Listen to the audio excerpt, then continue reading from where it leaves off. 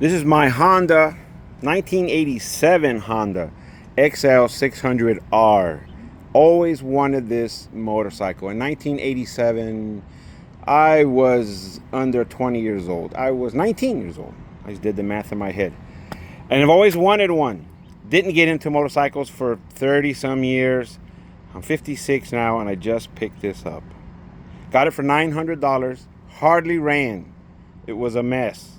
It was greasy, beat up mess. It only shows 5,500 miles, but it did run and I had faith in it. It is now, so I bought it in February of 24. It is now October of 24, and I've learned so much about these motorcycles. First of all, it's stubborn. It's going to do what it wants to do. You can't force it to do anything else. If it wants something a certain way, you got to do it that way if you want to get something out of it. So that's what I've learned to do. That's what I've done, and she's treating me well. Her name is Ronda Rousey. Tough and beautiful, just like the fighter.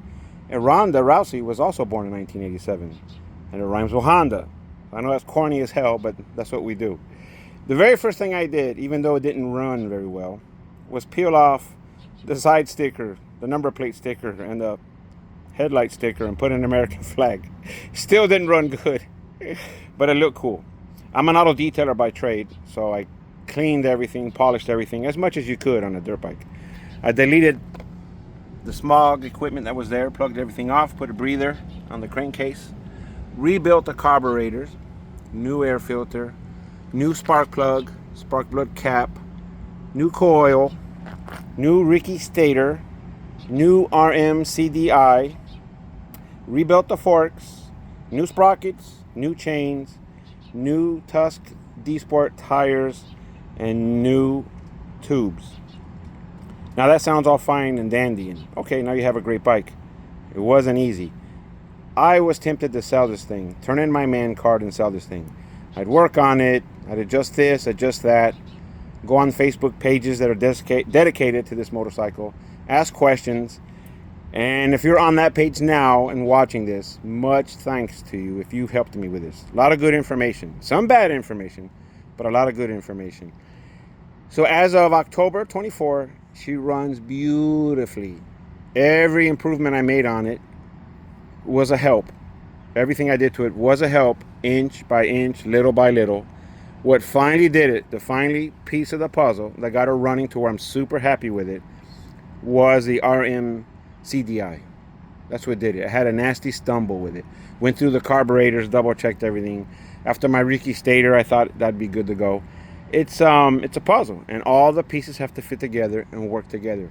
So I'm so happy with it right now. What I'm going to do now is I'm going to tidy up the plastics. You can see they're very, very sun-beat. Has like an alligator skin look to it. And here is where I scraped it off with a razor blade. All the dead plastic, and I'll polish that up. I'm not going to do anything with the engine. We'll leave it like that.